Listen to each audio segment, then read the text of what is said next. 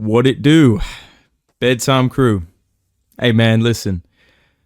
I am here to do my recap, my reactions, my thoughts on UFC 312. This event just wrapped up, and there's no other way to put this. These were very great fights, especially the prelims leading up to the co-main and main event, which were two very high-level performances from Dricus du Plessis and Weili Zhang.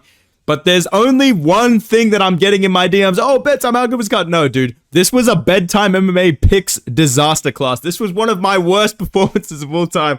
And I just want to take you guys on this journey with me as I recap these fights. I talk about what happened. I talk about how my picks were going and how I felt as a fan watching these. Let's start this off on the early prelims. Do not stop the fight, sir. It's so good. Fucking slept Anshul Jubilee in one punch. The rage was crazy. That was a bad stoppage, I'm not gonna lie, but it was absolutely hilarious. So I'm not mad at all. I got this one correct. I'm thinking, all right, boys, we're off to a good start, dude. Then I go on, I shit you not, I believe a 6 or 7 fight incorrect streak. So Jonathan Mikalev comes out there, puts on a very good crafty performance, outstrikes Kevin Jousset with the body kicks, wins a clear decision. Looked pretty good. That was a very good performance from Mikalev. I got to give him props on that. And then Cody Steele and Zhu Rong go out there and have a fight of the year, at least a round of the year contender. The first round, they rock each other back and forth. Rong Zhu dropped him in the second round. They do the Max Holloway, Justin Gaethje sequence in round 3. Very, very exciting matchup on the prelims. I definitely would recommend rewatching this. This was like White Song Yudong versus Chinese Dustin Poirier. So very, very impressive fight. I'm not mad to get my pick wrong on this one. Super exciting matchup. Very, very entertaining, okay? Then we get to the prelims. I'm thinking, all right, boys, it's all good. It's all good. We've got Bruno Brazil coming up, you know? I just want to apologize. I know for a fact I sold so many people on Bruno Brazil gonna win this fight. I was sold a lie. I watched UFC 3. Nobody talks about it, lad. UFC 304, lad. Bruno Brazil, lad. She came out there. She put on a fucking masterclass against Molly, lad. Know what I mean? And she goes out here against Wang Tong. Wong Tong, apparently her name is. I don't know who the fuck changed it to that, but apparently that's how you meant to say it. And just fights to survive. Literally has no success pretty much at all on the feet. Out there switching stances, doing all this nerdy shit, faking jump knees. You're not Carlos Prates, you're not Caio Borralho, and you lost badly and ruined my life and my parlay. So yeah, Wong Tong gets the win. Okay? Then, alright, from here, it's kind of fun. Like, you know, I'm like, okay, it's not that bad, dude. Tom Nolan, Vyacheslav Borshev. Very entertaining fight. Good improvements shown by Tom Nolan. Vyacheslav Borshev did have some good moments. I did think he might be able to pull this off, but no, man. Tom Nolan did really well to chase the wrestling. He did a lot better on the feet than I thought he would. And yeah, he had a very good performance. I'm going to give him his props for this. I hope that I don't get flying kneed out cold for picking against him, but I'm very impressed by his performance. I thought it was really entertaining. And yeah, man, like it was a good fight. It was a good fight, dude. It was a good fight, man. But opening up these fucking prelims was Colby Thickness versus Alexandre Topuria. And this is where it stopped being fun. Oh, yeah, dude, I'm on a 4-fight losing streak. I feel like Tai Tuivasa, who's fucking ginormous. He's literally circular. Tai Tuivasa's in the crowd. He's fucking circular. He's literally shaped like a pear. He literally looks like DJ Khaled's in the crowd, right? That is there pissing me off. Tuivasa's a blob, pissing me off. 4 fights incorrect, pissing me off. Colby Thickness goes out there. Round 1, Topuria drops him, takes him down. I'm thinking, this is okay, bro, because what Colby Thickness does is he'll lose the first round, then he'll come back, he'll push the pace. He's very crafty for a young man. He does exactly that in round 2. He's going out there, he's throwing high volume, high output, landing good shots. I gave him the second round. None of the judges did, because Topuria is actually operating on aura-based scoring. If you have aura, if you look like Ilia Topuria, you automatically win every round. And then in round 3, when the momentum is shifting, Colby Thickness goes out there. After visiting, you know, you need to go out there and fucking shoot him, you know what I'm saying? You need to get in his chest. He goes out there, he rocks Topuria. And what does this guy decide to do? He decides, am I going to keep striking with Topuria, who's kind of gassing out, not really throwing anything, just standing there menacingly. Standing there trying to accumulate fucking aura and experience because he hasn't fought in 2 fucking years. Nah, dude, I'm gonna take him down and I'm gonna attempt a buggy choke from fucking half guard. This guy threw up a fucking buggy choke from half guard and laid on the bottom. And I swear to God, the numbers apparently Topuria landed more. He did nothing. He did nothing. He landed 2 good shots in fucking round 2. Somehow won that round. Round 1, good round for him. Good round for him. You know, good round for the kid. We gave that round away to Topuria to kind of feel him out a little bit. And then in round 3, to be pulling a fucking buggy choke, to be rolling for fucking legs, to be sitting there with Craig Jones in your fucking corner, thinking this shit's a game, bro. You do not realize that you just cost us another 6 months of these fucking Ilya Glazers. We beat Colby Thickness. We beat Volk twice. You did this, Colby Thickness. You're the reason now I have all these fucking goofballs, these goobers talking about, oh my god, there's a second one at bantamweight. I've already seen so many NPC Instagram and Twitter posts of like, oh my god, bantamweight seeing there's another Ilya in the division. This guy's not good. He's not. Cody Haddon would have beat him. Peyton Talbot beats this guy. Raoni Barcelos destroys this guy. Get fucked, bro. This pissed me off, man. So now you can understand my frustration, right? Because at this point in the card, I am what? What am I on the card? 1-1, 1-2. Okay, not that bad. 1-3, I'm fucking raging. 1-4, I'm gonna kill myself. 1-5, I'm literally Tony Ferguson. And then I get to the fucking main event of the prelims. And I'm saying, all right, Jack Jenkins, dude, you can save my mental health. You can save my weekend. You can save my parlay. He goes out there. He lands this beautiful fucking head kick. Sent from the heavens above. Head kick. The 1-2 Whitaker fucking head kick. He drops the Aussie Classic. And for some reason, we don't have the Anshul Jubilee ref there to stop the fight. So he follows up with ground and pound. Gets put into a triangle. And at that point, I'm reaching for the gun. I'm going, bro, it's over. I'm done. I can't take this anymore. He gets out of the triangle. I'm thinking, all right, boys, we're back. You know, Jack Jenkins piecing him up a little bit on the feet. You know, defending some takedowns quite well. You know, gets controlled in round 2. Pretty dominant round for Gabriel Santos. And I'm thinking, okay, we're 1-1. And all you need to do is keep it standing. Land some leg kicks. Look for that head kick again. And what does Jack Jenkins do? He takes down Gabriel Santos. Gets reversed. Gets put in a rear naked choke and taps. And I'm officially 1-6. 1-6. I went on these prelims. This is literally a fucking disaster class, bro. This is the worst performance I've ever had, man. And it's so sad, too, because these were really good prelims. That Gabriel Santos-Jack Jenkins fight was amazing. If Jack Jenkins won, I would have been jumping for joy. Tom Nolan beats Sabushev. Great fight. Cody Steele versus Rongju. Very entertaining fight. Great prelims. But holy shit, man. The buggy choke pissed me off. The fucking rear naked choke on my boy Jack Jenkins. Oh my god, man. I can't take it anymore, dude. And I go into this main card and one man has my back, and that's Jake Matthews, all right? So the prelims were very good, very entertaining. A lot of good finishes, a lot of good fights. Yeah, some sad outcomes, but very good fights. Opening up the main card, we had Jake Matthews versus Francisco Prado, and finally some order was restored to the UFC. Jake Matthews goes out there, lands the boxing combinations, beautiful defense, landing the jab, uppercuts, body shots, defending takedowns well, just really outcrafting Francisco Prado, using his experience. I love the way that Jake Matthews fights. He's a very good boxer. He looks really fucking good in some of these fights, dude. I hope that he can keep this run going, because now he's on a 2-fight win streak. I hope he can keep this going because, like I said in the prediction video, I was right about one thing. That Andre Fialho performance literally changed my life. Like, when he beat Andre Fialho, I was like, bro, this guy's winning the belt. And now he's starting to replicate that form in more than one fight at a time. I'm hoping this means we're getting a Jake Matthews run to the rankings. I will say this, don't call out Neil Magny, bro. Why are you calling out Neil Magny, bro? Like, Neil Magny's who you get when you call out someone else and they get booked. And they're like, listen, kid, we'll give you Neil Magny in the Apex. You're supposed to call out Jeff Neal. You're supposed to call out Kevin Holland. You know what I'm saying, dude? You're supposed to call out someone like that. Like, don't call out Neil Magny. You will just get given Neil Magny, bruh. What are you doing, man? That's like drafting Bronny James with the 3rd pick overall in the draft. Like, you don't have to do that. It'll come to you. But regardless, great performance from Jake Matthews.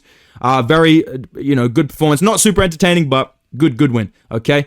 Jimmy Crute versus Rodolfo Gelato. I'm taking this as a correct pick. I need to take everything I can get. This was a fucking barn burner, dude. This was a sick fight. Jimmy Crute comes out there wearing white shirt. Literally looks like he's wearing a diaper. Rodolfo Gelato comes out there. I gotta say, this Rodolfo Gelato guy, Superstar written all over him. He comes out there and I shit you not, pulls full mount. Like the way that we make fun of Drickus for doing it against Brad Tavares, Rodolfo Bellato added a spin to it. He grabbed him, he spun, pulled himself straight into full mount. Borderline got finished at the end of the first round. It was a 10-8 first round for Jimmy Crute. Landed a lot of good ground and pound, controlled Rodolfo Bellato. I believe he threatened a choke at one point, but very good first round for Jimmy Crute. And I understand why he emptied the tank, but it did lead to a round 2 and 3 where he was slowing down. Rodolfo Gelato started to do an Alex Pereira impression, landing the calf kicks, jabbing to the body, whipping up the left hooks. Every time he swung them, I thought Jimmy Crute was going to get chinned, but Crute showed a lot of toughness. He lost round 2 and 3. I feel the judges got this absolutely correct by giving it a draw. How do you get 2 draws in 3 fights, Jimmy Crute? Like, bro, look at his fucking record, dude. 12-4-2. That's literally crazy, man. But it was the correct decision. So, very entertaining fight. Definitely worth rewatching if you haven't seen it. Probably the fight of the night on this main card. In terms of competitiveness and, oh my god, like crazy moments, just because it's just 2 big, blobby, muscular kind of guys at light heavyweight swinging some fucking hooks, you know, and I can get down with that, all right? This cheered me up a little bit. And then this happened.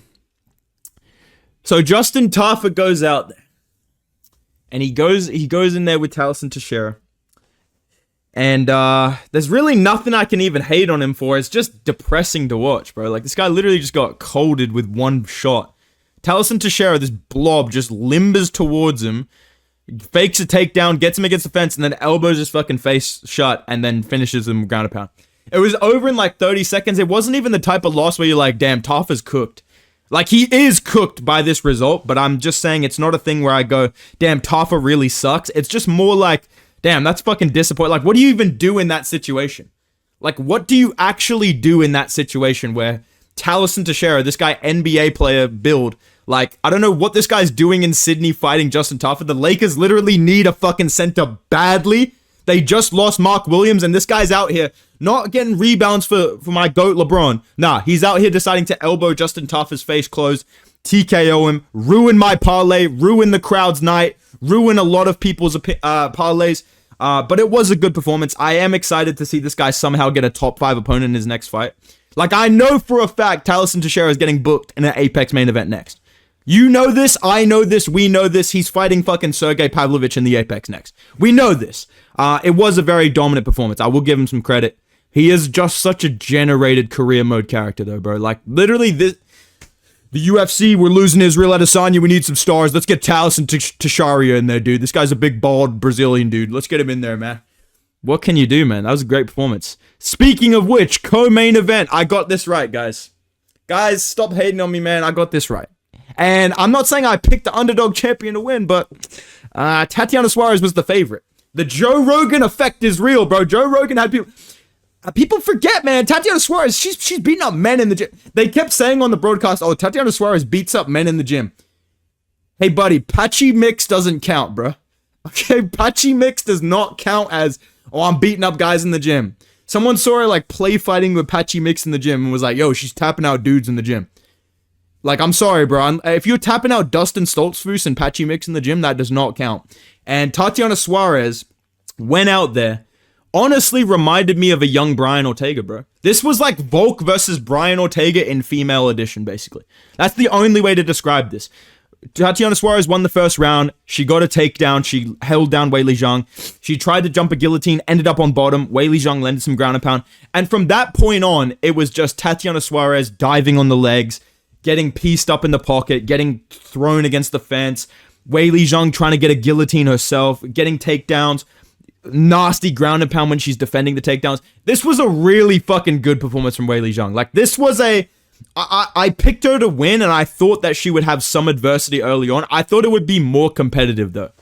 Like, I thought it would be like a back and forth kind of crazy fight, and then Suarez slows down a bit in like round 3 and gets like ground and pound TKO'd, or Weili locks up one of those rear naked chokes, which she almost did in round 5. So, very, very good performance from Weili Zhang. Not super entertaining, not really her fault. She was trying to make shit happen, but Tatiana Suarez was, like you can see, spamming takedowns, holding her against the fence. And last thing I'll say about this, maybe I'm the only one. The UFC kept mentioning this cut on her knee, like, And the cut is getting really bad on the knee of Tatiana Suarez. We'll see how that goes in between rounds. Are we seriously talking about stopping this fight over a fucking boo-boo, dude? Like, she scraped her knee on the cage, and they're like, gotta wonder how that cut's affecting her. I swear to God, you literally don't feel a cut on your knee if you're fighting or some shit. I swear, bro. Like, I don't know. I was just kind of laughing, like, bro, are we about to have like a doctor stoppage storyline over a fucking scrape of an knee? And doctors are bringing in a Band-Aid right now for Tatiana Suarez. But yeah, I don't know. Other than that, very good performance from Weili Zhang. I hope that we get to see her fight Valentina, bro. Give me that fight now. Now that it's not the main event of the UFC 312, let's do Weili versus fucking Valentina Shevchenko. Let's make that happen, man. Nobody cares about Madame Fiora. I'm gonna keep it a buck. I want to see Weili versus Valentina. Please, bro. Please give me that. All right, dude. Last thing to talk about, main event. Mate, I didn't say Dricus was going to lose. I just said Sean was going to win, bro. Totally fucking big misunderstanding. Nah, listen, dude. How do you not just give Dricus du Plessis his flowers for a masterclass performance? Sean Strickland went out there, and in round 1 and 2, I wasn't really worried about his performance. I'm thinking, okay, he's just kind of pacing himself a little bit better.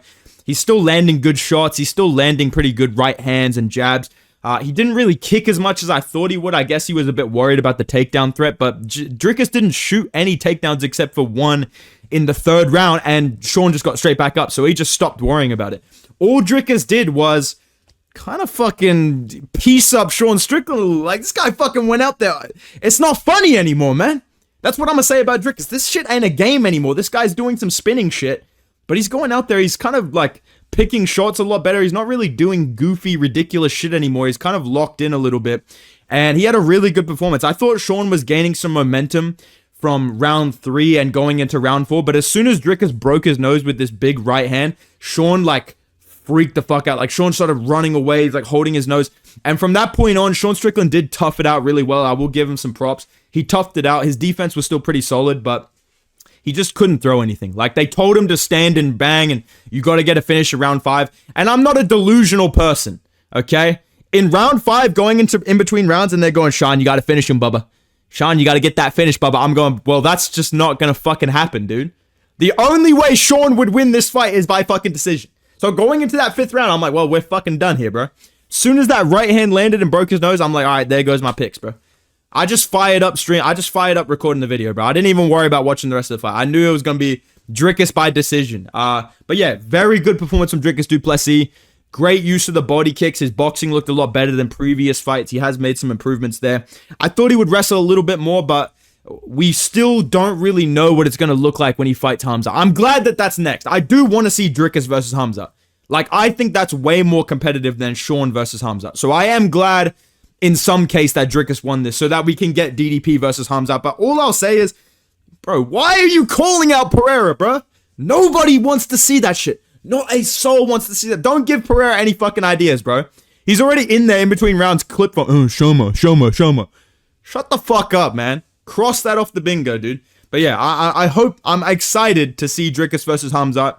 That's a very exciting fight. It's very fucking interesting. They both have plot armor, so I don't know who I'd pick in that, man. I don't know, but last thing I'll say in terms of my recap, my predictions, I've pulled off a fucking anomaly here. Like, my predictions on this card, there's no two ways about it. This was a disaster class.